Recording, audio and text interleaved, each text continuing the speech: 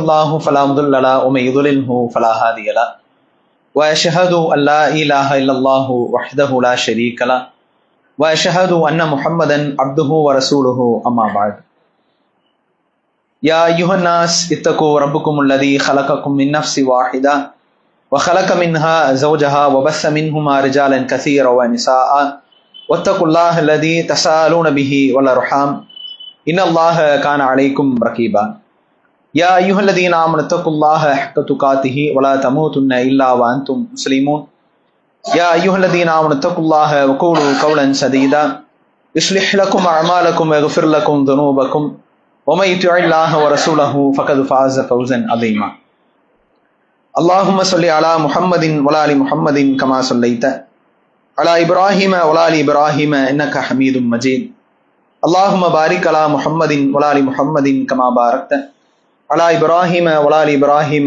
இன்னக ஹமீதும் மஜீத். கண்ணியத்திற்குரிய ஏக இறைவனின் நல்லடியார்களே, எல்லாம் உள்ள அல்லாஹுவின் ஒற்றா பெருங்கருணை நம் அனைவர் மீதும் நிலவட்டுமாக. கண்ணியத்திற்குரிய சகோதர சகோதரிகளே, நபிகள் நாயகம் ஸல்லல்லாஹு அலைஹி வஸல்லம் அவர்கள் காட்டிய வழியிலே இரவு தொழுகை நிறைவேற்றிய நன்மக்களாக அல்லாஹ்வினுடைய மார்க்கத்தை அறிந்து கொள்ள வேண்டும் என்கிற ஆர்வத்துடன் நாம் எல்லாம் இங்கே ஒன்று குழும் இருக்கிறோம்.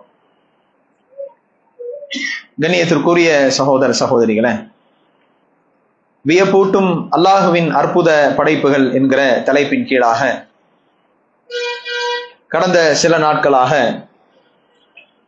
எல்லாம் உள்ள அல்லாஹு தஆலா அவன் படைத்திருக்கக்கூடிய கோடான கோடி படைப்புகளிலே சில முக்கியமான படைப்புகளை குறித்து நாம் திருக்குரான் வழியாக அறிந்து கொண்டோம்.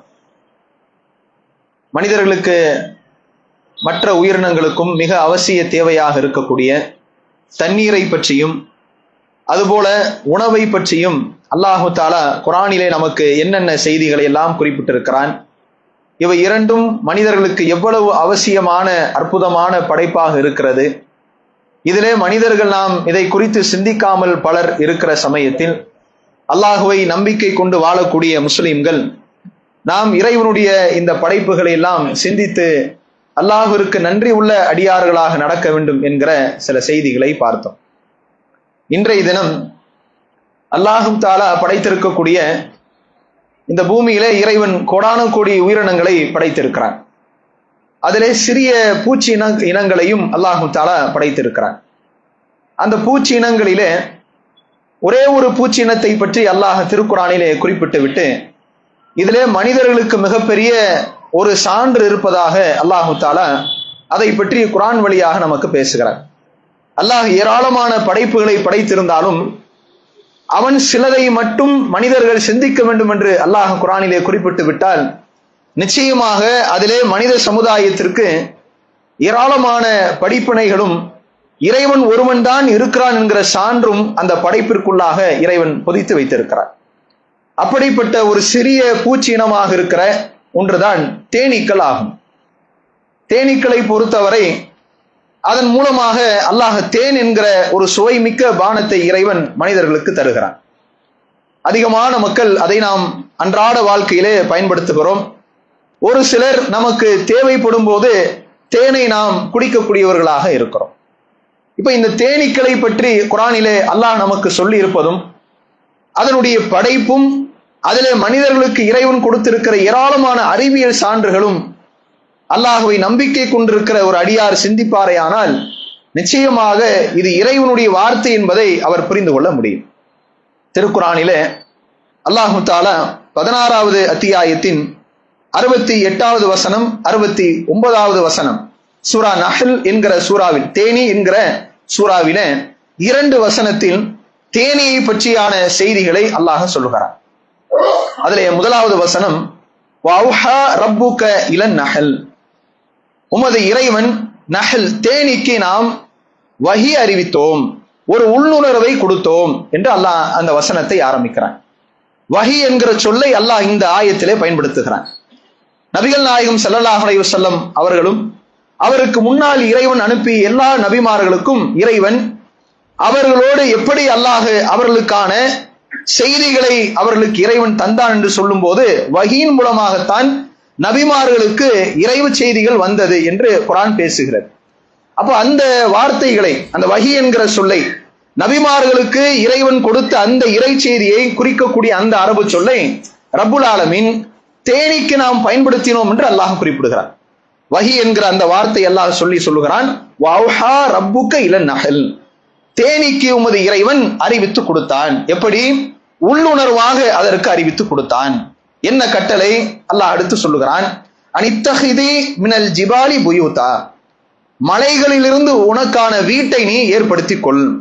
ஒமினஷ் ஷஜரி, மரங்களிலிருந்து உனக்கான வீட்டை, அதாவது அதனுடைய கூட்டை நீ எழுப்பிக்கொள்.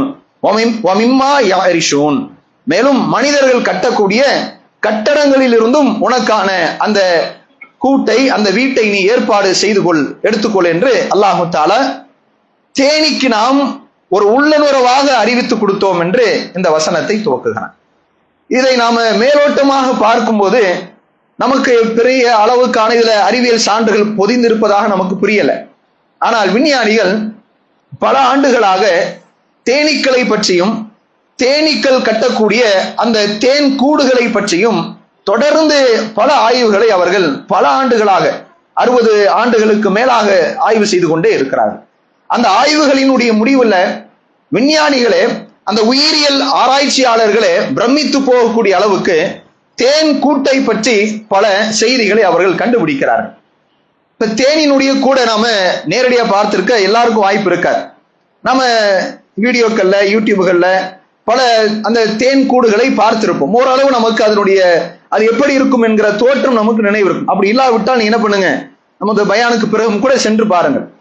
அந்த தேன் கூட்டினுடைய வடிவத்தில் மிகப்பெரிய கணிதம் உள்ளுக்குள்ளாக ஒளிந்திருப்பதாக அவர்கள் கண்டுபிடிக்கிறார்கள் ஆராய்ச்சியாளர்கள். அந்த தேனீக்கள் எப்படி தன்னுடைய வீட்டை அமைக்கிறது என்று சொன்னால், சாதாரணமாக அவை அமைக்கவில்லை. உலகத்தில் அல்லாஹ் எத்தனையோ படைப்பினங்களை படைத்திருக்கிறார். பறவைகள் தனக்கான கூடுகளை அவை கட்டுகின்றன.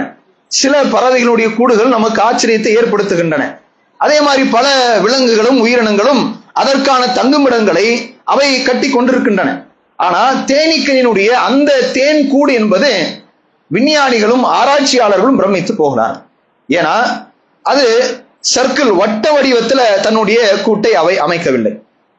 அதே மாதிரி சதுரமாக, ஸ்கொயர் டைப்லையும் தேனீக்கள் தன்னுடைய கூட்டை அவை அமைக்கவில்லை. அதே மாதிரி சரி முக்கோணமாக அந்த வடிவத்தில் தேனீக்கள் தன்னுடைய கூட்டை அமைத்திருக்கனா, அப்படி அது தன்னுடைய வீடுகளையோ கூட்டுகளையோ கட்டல. அது எந்த வடிவத்தில் தேனீக்கள் தன்னுடைய அந்த இருப்பிடத்தை அமைத்துக் கொள்கிற என்று கண்டுபிடிக்கும் போது எக்ஸகன் என்று சொல்லக்கூடிய அறுகோண வடிவத்தில் அவை தன்னுடைய இருப்பிடத்தை அவை அமைத்துக் கொள்கின்றன. நீங்க கூகுள்ல போய் சர்ச் பண்ணி பார்க்கலாம். சிலர் படித்தவர்களுக்கு அது தெரியும், அந்த வடிவம் எப்படி இருக்கும் என்பதை தெரியும். அறுகோணம், 6 வகையான கோணம் அதிலே இருக்கும். இந்த வடிவத்தில் தான் தேனீக்கள், ஒவ்வொரு தேனீக்களும், உலகம் முழுவதும் வாழக்கூடிய எல்லா கோடிக்கணக்கான தேனீக்களும் தன்னுடைய வீட்டை இதே ஒரே பேட்டர்ன், இதே ஒரே முறையில் தான் அவை அமைத்துக் கொண்டிருக்கின்றன. விஞ்ஞானிகள் ஆச்சரியப்படுகிறார். இந்த சிறிய பூச்சி இனத்திற்கு யார் இந்த செய்திகளை சொல்லிக் கொடுத்தது? இப்படி கட்ட வேண்டும், எதனால் இவை இப்படி கட்டுகின்றன என்பதையெல்லாம் அவங்க திரும்ப ஆய்வு செய்கிறாங்க. அப்படி ஆய்வு செய்யும் போது தேனீக்கள் தன்னுடைய கூட்டை அவை கட்டுவதற்கு தன் உடலில் இருந்து பி வேக்ஸ் என்று சொல்லக்கூடிய ஒரு மெழுகு போன்ற ஒன்றை அவை வெளியேற்றி அதன் வழியாகத்தான் தன்னுடைய கூட்டை அவை தயார் செய்து அதிலே தேனை அவை சேகரித்து வைக்கின்றன. அந்த பி வேக்ஸ் என்று சொல்லக்கூடிய அந்த மெழுகை அவை உற்பத்தி செய்ய வேண்டும் என்றால் அதற்கு மிகப்பெரிய சக்தி அதற்கு தேவைப்படுகிறது. நிறைய தேனை அவை போய் பூக்களில் இருந்தும் பழங்களில் இருந்தும் அந்த சத்துக்களை உறிஞ்சி கொண்டு வர வேண்டும். கிட்டத்தட்ட 1 கிலோ அளவுக்கான அந்த பி வேக்ஸ் என்று சொல்லக்கூடிய அந்த மெழுகை அவை உற்பத்தி செய்ய வேண்டும் என்றால் 7 கிலோ அளவுக்கான தேனை, அதாவது தேனுடைய சத்தை அவை உணவாக சாப்பிட்டு இருக்க வேண்டும்.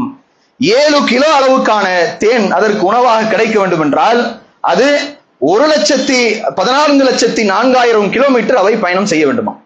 அதாவது பூமியை, உலகத்தை 3 முறை முழுமையாக சுத்தி வரக்கூடிய அளவுக்கான தூரம்.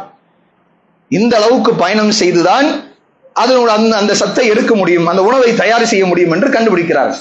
அதனால தேனி என்ன செய்கிறது என்றால், அப்போ வட்ட வடிவத்துல தன்னுடைய அந்த தேன் கூட்டை அவை அமைத்தால் ஒவ்வொரு வட்டத்திற்கும் இடையிலும் இடைவெளி வரும். அதனால அது மிக சிரமப்பட்டு பாடுபட்டு தன் சத்துக்கள் வழியாக வெளியிடக்கூடிய அந்த மெழுகு என்பது வீணாக போகும். அப்போ அதனால அந்த வடிவத்துல தேனீக்கள் என்ன செய்யல, கூட்டை கட்டல. அதற்கடுத்து இருக்கக்கூடிய 2 வடிவத்துல எது அதிகமான, 2ல இன்னொன்னு 3, இந்த ஹெக்ஸகன் என்கிற வடிவத்தோடு சேர்த்து 3 வடிவம் இருக்கு. இதுல எது அதிகமான குறுகிய இடத்தில் நிறைவான இடத்தையும் நிறைவான உணவையும் சேகரித்துக் கொள்ள முடியும் என்று விஞ்ஞானிகள் பல வகையான கணித கணக்குகளை அவங்க முயற்சி செய்கிறாங்க. பல பக்கங்களை கொண்டு ஆய்வு செய்கிறாங்க. ஏன் சரி சர்க்கிள் வட்ட வடிவத்தில நிறைய வீணாக அது விட்டுருச்சு தேனி, அதற்கு பிறகு இருக்கக்கூடிய சதுரமாகவோ அல்லது முக்கோணமா ட்ரையாங்கிளோ இந்த வடிவத்தில் ஏன் கெட்டவில்லை, இதை விட இதை ஏன் பயன்படுத்த வேண்டும் என்று ஆய்வு செய்யும் போது ஹெக்ஸகன் என்கிற அந்த அறுகோண வடிவம் தான் தேனீக்களுக்கு இலகுவாக குறுகிய நேரத்தில் குறைவான அந்த மெழுகு அந்த சக்தியின் மூலமாக உணவை தயார் செய்து அதிகமான சேமிப்பை கொண்டு வந்து சேர்க்க முடியும் என்பதை விஞ்ஞானிகள் ஒத்துக்கொள்கிறார்கள். ஆராய்ச்சியாளர்கள், கணித மேதைகள் ஒத்துக்கொள்கிறார்கள். இப்போ இதை அவர்கள் எப்படி அவங்க பேசிக்கிறாங்கன்னா, சயின்ஸ் அவங்களுடைய அறிவியல் துறையில் அவங்க இதை என்ன சொல்றாங்கன்னா, தேனீக்களுக்கு யாரும் கற்றுக் கொடுக்கல, எந்த ஸ்கூலுக்கோ எந்த பல்கலைக்கழகத்திற்கோ யூனிவர்சிட்டிக்கோ அவை போய் படிக்கல, காலேஜுக்கெல்லாம் போகல.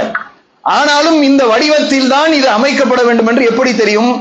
அப்ப விஞ்ஞானிகள் என்ன சொல்றாங்கன்னா, ஆராய்ச்சியாளர்கள் என்ன சொல்றாங்கன்னா, அதற்கு உள்ளுணர்வு இருக்கிறது. பல ஆயிரம் ஆண்டுகளாக இப்படிதான் அவை தன்னுடைய இருப்பிடத்தை, தன் கூட்டை அவை கட்டிக்கொண்டே இருக்கின்றன.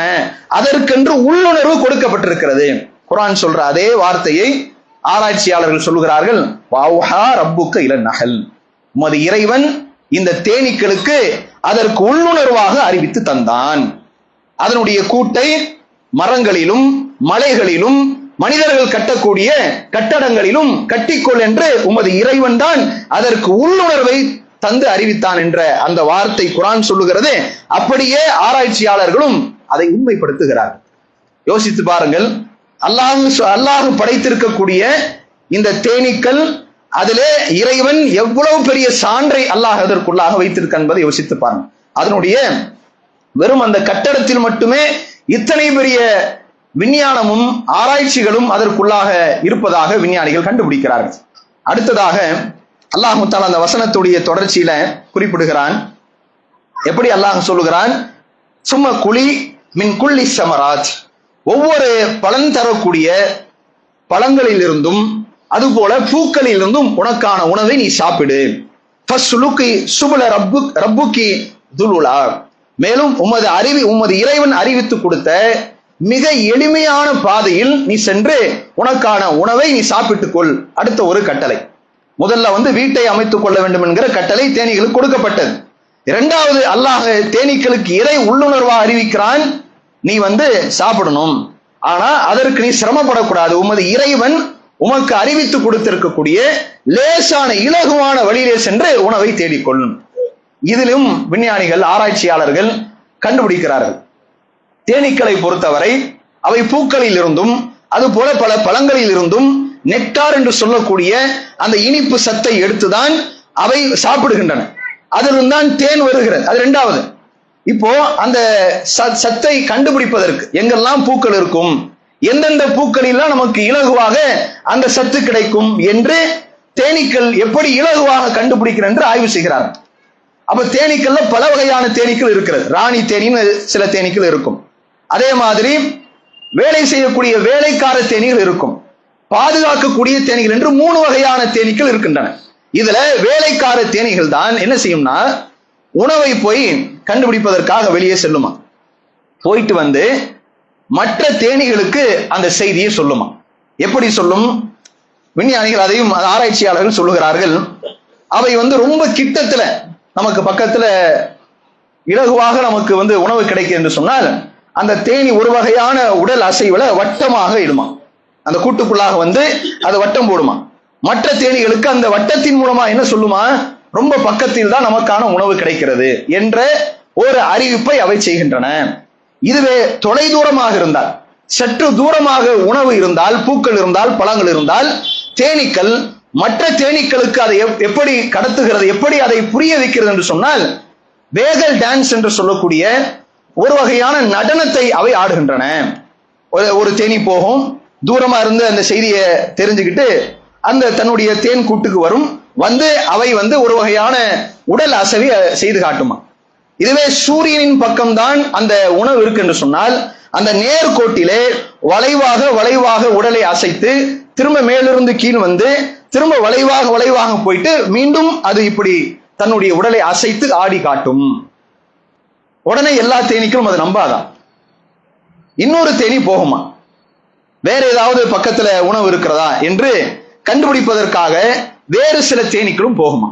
அப்படி போய் அந்த தேனீகள் ஏற்கனவே கண்டுபிடித்த அந்த இடம் உறுதி செய்வதற்கு சிலது ஒத்துக்கொள்ளுமா, சிலது அதற்கு மாற்றமான தகவலை கொடுக்குமா. இப்ப சூரியனுக்கு நேராக இருந்தால் நேர்கோடாக அசைந்த ஆடிய அந்த தேனீக்கு மாற்றமா 90 டிகிரி சாய்வாக என்ன செய்யுமா சில தேனீக்கள், இந்த முதல் தேனி சொன்ன இன்ஃபர்மேஷன் தப்பு, இது ரொம்ப தூரமா இருக்கு, நான் கண்டுபிடிச்சிருக்கிற இந்த இடம் தான் ரொம்ப பக்கத்துல இருக்குன்னு சொல்லி அது இப்படி கிராஸா சாய்வாக என்ன செய்யும்னா அது அந்த வேகல் டான்ஸ் என்று சொல்லக்கூடிய அந்த ஆட்டத்தை ஆடி மற்ற தேனீகளுக்கு அவை உணர்த்துகின்றன. இதுல ஒவ்வொன்றும் விவாதம் செய்யுமா, எது சிறந்தது முடிவு செய்வதில், எது சிறந்தது, எது தூரம், எது குறைவானது, எது கிட்ட இருக்கு என்று முடிவு செய்வதற்கு ஒவ்வொரு தேனீக்களும் அவை விவாதம் செய்து அதற்குள்ளாக அவை முடிவெடுக்கின்றன. அதையும் ஆராய்ச்சியாளர் கண்டுபிடிக்கிறார்கள். 1951ஆம் ஆண்டு கார்ல் வான் ஃப்ரைஷ் என்று சொல்லக்கூடிய அந்த ஆராய்ச்சியாளர் அவர் கண்டுபிடிக்கிறார். அவருடைய வீட்டில் அவர் வளர்க்கக்கூடிய தேனீக்கள்ல சில தேனி ரொம்ப தொலைதூரம் 1500 மீட்டர் சென்று அவை அந்த உடல் டான்ஸ், அந்த வேகல் டான்ஸ் என்ற அந்த நடனத்தை செய்கிறது.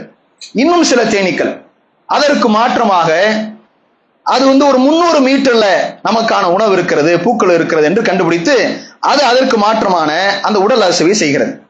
இப்ப இந்த 2 தான் அவங்களுக்கான அந்த உணவுக்கான இடம் என்று 2 தேனீகள் சொல்லுகிறதா. இப்ப இந்த 2க்குமான அவங்களுக்கு அந்த 2 தேனீகளுக்கு மத்தியிலான வாக்காளர் எண்ணிக்கை மாறி போட்டி நடக்குது. மற்ற தேனீகளும் போயிட்டு பார்த்துட்டு வந்துட்டு எதை போல அதிகமான தேனீக்கள் ஆடுகிறது என்று வைத்து 300 1500 என்று அவர் தொடர்ந்து ஆராய்ச்சி செய்கிறார். அதிகமான தேனீக்கள் 60% தேனீக்கள் இந்த 300 மீட்டர் என்று சொன்ன முதல் தேனியினுடைய தகவலை ஏற்றுக்கொள்கின்றன, அது அசைந்ததை போல அசைகின்றன என்று அவர் கண்டுபிடித்து இந்த தகவலை சொல்கிறார்.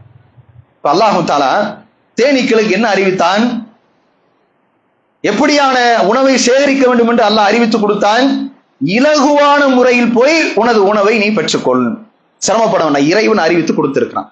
அல்லாஹ் அறிவித்து கொடுத்த அடிப்படையில் அது தன் உணவை சிரமப்பட்டிருக்கும் அந்த தகவலை கடத்துகின்றன என்கிற ஆய்வை ஆராய்ச்சியாளர்கள் கண்டுபிடித்து குர்ஆனினுடைய அந்த வார்த்தையை அவர்கள் உறுதிப்படுத்துகிறார். இறைவன் இந்த தேனீக்கள் எவ்வளவு பெரிய சான்றுகளை நமக்கு வைத்திருக்க என்பதை முஸ்லிம்கள் சிந்தித்து பார்க்க வேண்டும்.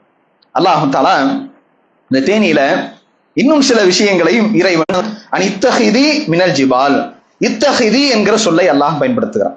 அடுத்த வசனத்துடைய முதல் பகுதி சும்ம குலி, மேலும் சாப்பிடு, இங்க குலி என்கிற சொல்லை அல்லாஹ் பயன்படுத்துகிறான்.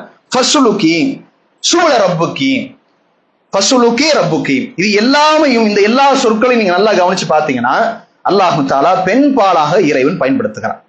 இதுவே ஆண் பாலாக இருந்திருந்தால் இத்தஹித் எடுத்துக்கொள் என்கிற அந்த சொல், அந்த யா அங்கே இருக்காது. ஆண் பாலாக இருந்தால், தேனீக்கள் ஆண் பாலாக இருந்திருந்தால், ஆண் பால் தான் உணவை சேகரிக்கக்கூடிய வேலையை செய்யக்கூடியதா இருந்திருந்தால் அல்லாஹு தஆலா அந்த யாவை அங்கே பயன்படுத்தியிருக்க மாட்டார். குல் சாப்பிடு, ஃபஸ்லுக் நீ போய் இலகுவாக செல், இப்படிதான் இறைவனுடைய உத்தரவு இருந்திருக்கும். அல்லாஹ் அப்படி பயன்படுத்தாம மறைமுகமாக இன்றைக்கு விஞ்ஞானிகள் பெண் தேனீக்கள் தான் உணவை சேகரிக்கின்றன என்று அவர்கள் கண்டுபிடிக்கிறார்கள். 1400 ஆண்டுகளுக்கு முன்னாலே இறைவன் தேனீக்கள் எது அந்த உணவை சேகரிக்கக்கூடிய வேலையை செய்கின்றன, ஆண் இனமா பெண் இனமா என்று அல்லாஹ் சொல்லும் போது பெண் பால் அந்த சொல்லை இறைவன் பயன்படுத்தி பெண் இனம்தான் தேனீக்களிலே அந்த தேனினத்திற்கான உணவை அவை சேகரிக்கின்றன என்பதை கண்டுபிடித்து உறுதி செய்கிறார். அல்லாஹ் மகத்தான படைப்பான் என்பதை இறைவன் ஒவ்வொரு வார்த்தையிலும் நமக்கு நிரூபித்து காட்டுகிறான். இதை தொடர்ந்து அல்லாஹ் சொல்லுகிறான், யஹ்ருஜு மின் புதூனிஹா, இதுல அல்லாஹ் பாருங்க வார்த்தை எப்படி பயன்படுத்தலாம் பாருங்க, அதன் வயிற்றுகளில் இருந்து உங்களுக்காக சிலது வெளியேறுகிறது என்று அல்லாஹ் சொல்லுகிறான். இதுவே ஆண் பாலாக இருந்தால் புத்தூனிஹி என்கிற சொல்லை அல்லாஹ் பயன்படுத்தி இருக்கணும். பெண் பாலாக பெண் தேனீக்கள் தான் உணவை சேகரிப்பதனால புத்தூனிஹா அதன் வயிற்றுகளில் இருந்து உங்களுக்காக சிலவை வெளியேறுகின்றன. என்னென்ன?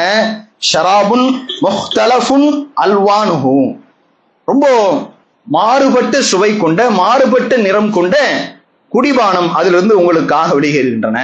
ஃபீஹி ஷிஃபாஉன் லின்னாஸ், அதிலே மனிதர்களுக்கு மிகப்பெரிய ஷிஃபா நிவாரணம் இருக்கிறது. இதையெல்லாம் சொல்லிவிட்டு அல்லாஹ் இந்த ஆயத்தை முடிக்கிறான். இன்ன ஃபீ ஸாலிக லஆயாத்தல் லகௌமி யதஃபக்கரூன், சிந்திக்கின்ற மக்களுக்கு இந்த தேனீக்களிலே மிகப்பெரிய சான்று இருப்பதாக அல்லாஹ் தஆலா இந்த வசனத்தை முடிக்கிறான்.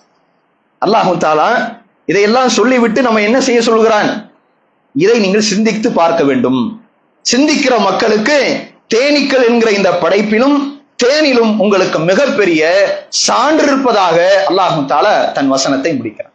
முஸ்லிம்கள் சிந்தித்து பாருங்கள், அல்லாஹு தஆலா சிறிய ஒரு பூச்சி இனத்தை படைத்து அது எவ்வளவு அற்புதமான படைப்பு, அதற்கு என்னென்ன வேலைகள் செய்யக்கூடிய அந்த கட்டளைகளை அல்லாஹ் அறிவித்து கொடுத்ததின் காரணமாக அவை இந்த பூமியிலே எத்தனை பெரிய மிகப்பெரிய சாகசங்களை அவை செய்து கொண்டிருக்கின்றன என்பதை இன்றைக்கு மருத்துவ உலகம் அவர்கள் வியந்து, ஆராய்ச்சியாளர்கள் எல்லாம் வியந்து போகிறார்கள்.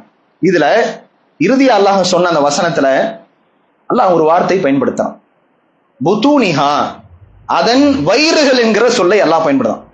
அந்த ஒன்றின் வயிறுகள், ஒண்ணுக்கு ஒரு வயிறு தான் இருக்க முடியும். அல்லாஹ் அப்படி சொல்லாம பத்தனிகான் சொல்லாம புத்தூனிகான் இறைவன் பன்மையாக பயன்படுத்துகிறான்.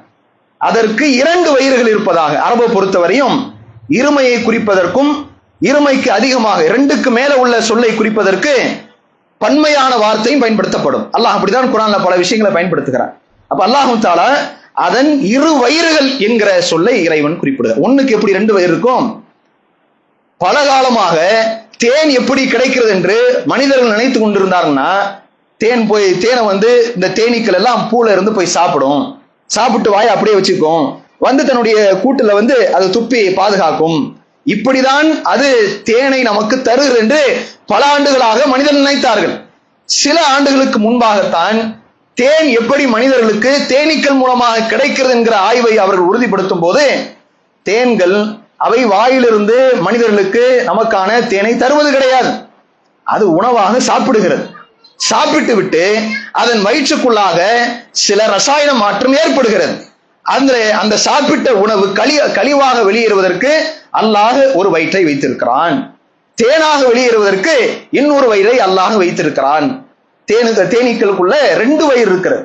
ஒண்ணு சாப்பிட்ட உணவெல்லாம் கழிவா போயிடும், இன்னொன்னு தேனாக மனிதர்களுக்கும் அது மிகப்பெரிய நன்மை பயக்கக்கூடிய அந்த தேனாக இன்னொரு வயிற்றின் வழியாக அது அந்த தேன் கூட்டிலே வந்து பாதுகாக்கப்படுகிறது என்று ஆராய்ச்சியாளர்கள் கண்டுபிடிக்கிறார்கள்.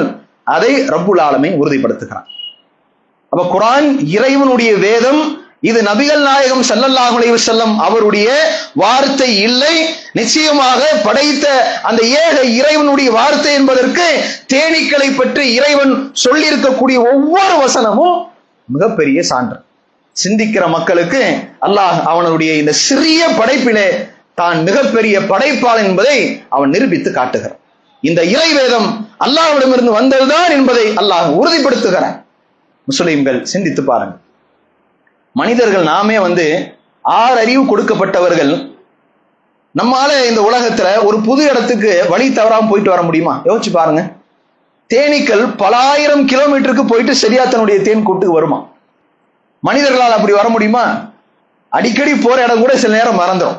அதனால பாருங்க, இன்னைக்கு கூகுள் மேப், பல நேரத்துல கூகுள் மேப் நம்பி போனா அது எங்கன்னா போய் ஆத்துக்குள்ள போய் விட்டுது, எங்கன்னா போய் வழி தெரிய இடத்துல போய் முட்டு சந்தில போய் நிப்பாட்டி, கூகுள் மேப் கூட இன்னைக்கு மனிதர்களுக்கு சரியான முறையில டெக்னாலஜி கூட என்ன பண்ணல, வழிகாட்டல. தேனீகளுக்கு ஏதாவது கூகுள் மேப் இருக்கா? இங்க இருந்து நீ கிளம்புற, நீங்க பேர்ணாம்பேட்ல இருந்து போயிட்டு பல ஊரெல்லாம் தாண்டி கரெக்டா பேர்ணாம்பேட்டுக்கு வரணும்னா இந்த கூகுள் மேப் இருப்பு லொகேஷன் வச்சுக்கோ, வாட்ஸ்அப்ல ஏதாவது இருக்கா டெக்னாலஜி? எதுவுமே இல்லையே. இவ்வளவு 6 அறிவு கொடுக்கப்பட்ட மனிதர்களே பல முறை பழக்கப்பட்ட இடத்துலயும் தப்பா போய் நின்றுவோமே, நமக்கு அந்த இடம் அந்த வழியும் பல நேரங்கள்ல மறந்து போகிறது இல்லையா? ஆனா தேனீக்கள் நம்மை விட பல அறிவு குறைவாக கொடுக்கப்பட்ட ஒரு படைப்பினம், ஆனால் அவை மிகச் சரியாக எத்தனை ஆயிரக்கணக்கான கிலோமீட்டர் அவை பயணம் செய்து போனாலும் தன் கூட்டிற்கு சரியாக வந்து சேரும். இன்னும் பாருங்க, அதுவும் வான்வெளியில பறந்து போறதுன்னா சாதாரண விஷயமா? மேல கீழே ரோட்ல நடந்து போனாலும் பல லேண்ட்மார்க் இருக்கும், பல அடையாளங்கள் இருக்கும். அதை வச்சுட்டு ஓரளவு கண்டுபிடிச்சு வர முடியும்னு வச்சுக்கோங்களேன். மேல பறந்து போகுது, மேல என்ன ஏதாவது லேண்ட்மார்க் வைக்க முடியுமா? முடியாது. ஏரோப்ளைனுடைய அந்த பிளைட்டினுடைய பாதை என்பது மிகப்பெரிய டெக்னாலஜியின் அடிப்படையில் தான் அதெல்லாம் இயங்கி கொண்டிருக்கிறது, ஜிபிஎஸ்னுடைய உதவியோடு. மேலும் பிளைட் பறப்பதற்கான அந்த பாதை அவை என்ன செய்யும், முன்கூட்டியே பைலட்டுக்கு முன்னாடி ஒரு ஸ்கிரீன் இருக்கும். அந்த ஸ்கிரீன்ல எப்படி போக வேண்டும் என்று விர்ச்சுவலா கண்ணுக்கு தெரியாத பாதை சில புள்ளிகளாக வே பாயிண்ட்ஸ் ஆக அவை கொடுக்கப்படும். அதை பார்த்து தான் என்ன செய்வாங்க, பைலட்டுகள் பிளைட்டை ஓட்டுறாங்க. உலகத்துக்கும் அவங்களுடைய அந்த பிளைட்டுக்கு இருக்குமான ஜிபிஎஸ் தொடர்பு துண்டிக்கப்பட்டு விட்டால் அவ்வளவுதான், முடிஞ்சு போச்சு. மாயமாக போய் விடுவார்கள். வழி தெரியாம எங்கேயாவது போய் மலையில முட்டி, அப்படி மலேசியாவில் மிகப்பெரிய ஒரு விபத்து நடந்ததா இல்லையா ஒரு 10 ஆண்டுகளுக்கு முன்பாக? இப்போதான் அது கடல்ல விழுந்த உதிரி பாகங்கள்லாம் கிட்டத்தட்ட 300 பேர் இறந்து போனார்கள். அப்போ நிறைய பிளைட் விபத்துகள் தொடர்பு அச்சு போய்விட்டால் அவர்களால் சரியாக அவர்கள் போய் சேரும் இடத்தை போய் சேரவே முடியாது. இவ்வளவு டெக்னாலஜி வளர்ந்த இந்த காலத்துல மனிதனால் அவன் வான்வழியிலே துல்லியமாக சரியாக பறந்து போக முடியல. இறைவன் சவால் விடுகிறான், தேனிக்கு நான் அறிவித்து கொடுத்தேன். இறைவன் அறிவித்த அந்த உள்ளுணர்வின்படி தேனீக்கள் ஒருபோதும் அவை வழி தவறாமல் மிகச் சரியாக சென்று விட்டு உணவை அவை எடுத்துக்கொண்டு வந்து அது உணவாக சாப்பிட்டு அது வயிற்றுக்குள்ளாக சில ரசாயன மாற்றம் ஏற்பட்டு அதிலிருந்து ஒரு நல்ல வயிற்றின் பாதை வழியாக தேனாக அவை தன் கூட்டிலே சேகரிக்கின்றன. அதைதான் மனிதர்கள் நாம் சாப்பிடுகிறோம். அல்லாஹ் சொல்வதை போல ஃபீஹி ஷிஃபாஉன் லின்னாஸ், தேன்ல மனிதர்களுக்கு அதிகமான நிவாரணம் உண்டு என்று அல்லாஹ் குர்ஆனிலே சொல்வதை போல நபிகள் நாயகம் ஸல்லல்லாஹு அலைஹி வஸல்லம் அவர்கள் அல்லாஹ்வின் வார்த்தையை அவர்கள் உறுதிப்படுத்துகிறார்கள். ஒருமுறை நபிகள் நாயகம் ஸல்லல்லாஹு அலைஹி வஸல்லம் அவர்கள் 3 விஷயத்தில் அஷ்ஷிஃபாஉ ஃபீ ஸலாஸத்தின் 3 விஷயத்தில் மனிதர்களுக்கு நிவாரணம் உண்டு. அதிலே முதலாவது ரத்தத்தை குத்தி உடலிலிருந்து குத்தி ரத்தத்தை வெளியெடுக்கிறது. இதிலே உங்களுக்கு நன்மை உண்டு என்று ரசூலுல்லாஹ் சொன்னாங்க, நிவாரணம் உண்டு. அதே மாதிரி வஷர்பத்தி அசலின், மேலும் தேன் குடிப்பதும் உங்கள் உடலுக்கு நிவாரணத்தை அவை தரும். மூன்றாவது சில நோய்களுக்காக நீங்கள் சூடிட்டுக் கொள்வது. இந்த 3லே சூடிட்டுக் கொள்வதை மட்டும் எனது உம்மத்திற்கு நான் தடை செய்கிறேன் என்று நபிகள் நாயகம் ஸல்லல்லாஹு அலைஹி வஸல்லம் அவர்கள் இந்த செய்தியை சொல்லும் போது தேனில் மனிதர்களுக்கு நிவாரணம் உண்டு என்று அல்லாஹ் சொன்ன வார்த்தையை அல்லாஹ்வின் தூதர் அவர்களும் உறுதிப்படுத்திய செய்தியை பார்க்கிறோம். அதே மாதிரி ரசூலுல்லாஹ்வுடைய காலத்துல ஒரு சம்பவம் நடக்கிறது. ஒரு சஹாபி அவருடைய சகோதரருக்கு வயிற்று வலியின் காரணமா ரசூலுல்லாஹ் விட்டு வருகிறார். அல்லாஹ்வின் தூதர், என்னுடைய சகோதரர் ரொம்ப வயிற்று வலியால் சிரமப்படுகிறார். அப்போ நபிகள் நாயகம் ஸல்லல்லாஹு அலைஹி வஸல்லம் சொன்னாங்க, நீங்க என்ன செய்யுங்க, அவருக்கு தேன் கொடுங்க, வயிற்று வலி சரியாகும் என்று சொல்ல அந்த அர்த்தத்தை அல்லாஹ்வினுடைய வசனத்தை வச்சு சொல்றாங்க. அவர் தேனை குடிக்கிறாரு, அந்த வயிற்று போக்கு அந்த வயிற்று வலி இன்னும் அவருக்கு அதிகமாகுது. மீண்டும் அந்த சஹாபி, அல்லாஹ்வின் தூதர் அவர்களே, இவருக்கு இன்னும் சரியாகல, திரும்பியும் தேனே கொடுங்க. திரும்ப அடுத்த நாள் வருகிறார், அல்லாஹ்வின் தூதர் அவருக்கு குணமாகல. அப்ப ரசூலுல்லாஹ் சொல்றாங்க, சதக்கல்லா, அல்லாஹ் உண்மைதான் சொல்லி இருக்கான், உன்னுடைய சகோதரின் வயிறுக்கு தான் அது ஒத்து வரல, இருந்தாலும் பரவாயில்ல, இன்னொரு முறை கொடுங்க. அடுத்த முறை அவருக்கு கொடுக்கப்பட்ட பிறகு அவர் குணமாகி விடுகிறார். அந்த செய்தி ரசூலுல்லாஹ்வுக்கு கிடைக்கிறது. அல்லாஹ்வின் தூதர் அவர்கள் இந்த செய்தி நமக்கு என்ன குறிப்பிடுறாங்க, தேன் என்பது மனிதனுடைய உடலுக்கு பல்வேறு நிவாரணத்தை தரக்கூடியது. இன்றைக்கு அதையும் மருத்துவ உலகம் உறுதிப்படுத்துகிறது. தேன்ல சாதாரண நன்மைகள் கிடையாது, அதை நம்முடைய உடலுக்கு ஏராளமான நன்மைகளை அவை தரக்கூடியது. சித்தமா மருத்துவர்கள்லாம் பாத்தீங்கன்னா நிறைய நோய்களுக்கு தேனை சேர்த்து பல மருந்துகளை கொடுப்பாங்க. தேனோட சேர்த்து சாப்பிடுன்னு சொல்லுவாங்க. ஏனென்றால் தேன்ல நமக்கு பல வகையான நோய்களுக்கு அதிலே நமக்கு நிவாரணம் உண்டு என்பதை இன்றைய மருத்துவ உலகமும் அதை ஒத்துக்கொள்கிறது. அல்லாஹ்வினுடைய வார்த்தை அதை 1400 ஆண்டுகளுக்கு முன்பாகவே இறைவன் உறுதிப்படுத்தி விட்டான். இப்படி இந்த தேன் என்கிற இந்த சிறிய படைப்பு அல்லாஹ்வின் மகத்தான படைப்பு. அல்லாஹ் குர்ஆனிலே சொல்லி இருப்பதை போல சிந்திக்கிற மக்களுக்கு இதிலே மிகப்பெரிய சான்று இருக்கிறது. எனவே நாம் அல்லாஹ்வை நம்பிக்கை கொண்டிருக்கிற மக்கள் இந்த படைப்பையும் சிந்தித்து பார்த்து நம்மோடு பழகக்கூடிய பிரமத மக்களுக்கு இந்த குர்ஆனின் அற்புதங்களை எல்லாம், அற்புத படைப்புகளை எல்லாம் எடுத்து சொல்ல வேண்டும். பிரமத சகோதரர்களை பொறுத்தவரை அவர்களுக்கு குர்ஆனை நாம் கொண்டு போய் சேர்ப்பது கிடையாது. இறைவனுடைய இந்த வார்த்தைகளை நாம் கொண்டு போய் சேர்த்து விட்டால் போதும், ஆச்சரியப்பட்டு அவர்கள் அல்லாஹ் நாடினால் அவனது இந்த தூய மார்க்கத்திற்குள்ளாக வருவார்கள். பல முஸ்லிம்கள் தாவா பிற மத மக்களுக்கு செய்வது என்பது மிகப்பெரிய அதிலே அலட்சியம் நம்மிடத்தில் இருக்கிறது. எப்படி நாம் போய் பேசுறது, எப்படி நாம் போய் சொல்றது? இன்றைக்கு நம்மை சுற்றி எத்தனையோ பல பிரச்சனைகள் ஓடிக்கொண்டிருக்கிறது. பிறமத மக்களுக்கு மத்தியில விஷம கருத்துக்கள் தொடர்ந்து இந்த மார்க்கத்திற்கு எதிராக, இஸ்லாமிய சமுதாயத்திற்கு எதிராக பரப்பப்படுகிற இந்த வேளையிலே அல்லாஹ்வின் வேதம் இருக்கிறது நம் கையிலே. அவனது வார்த்தைகளை தொடர்ந்து நீங்கள் எல்லா மக்களுக்கும் உள்ளதை உள்ளபடி எடுத்து சொல்லுங்கள். அல்லாஹ் நாடினால் இந்த மார்க்கம் தான் சிறந்த மார்க்கம் என்பதை நம்மை எதிர்க்கக்கூடிய மக்களும் அவர்கள் விளங்கிக் கொண்டு இந்த மார்க்கத்திற்குள் வருவார்கள். அப்படிப்பட்ட அற்புத வேதத்தை நாம் கையில் வைத்திருக்கிறோம். இன்னும் இது போன்ற ஏராளமான அற்புத படைப்புகள் இருக்கின்றன. இன்ஷா அல்லாஹ் அடுத்தடுத்த நாட்களிலே இறைவனுடைய அற்புத படைப்புகளை பற்றி பார்ப்போம் என்று சொல்லி எனது பயானை நிறைவு செய்கிறேன். வ ஆகிரு தவானா அல்ஹம்துலில்லாஹி ரப்பில் ஆலமீன். அஸ்ஸலாமு அலைக்கும் வரஹ்மத்துல்லாஹி வபரகாத்துஹு.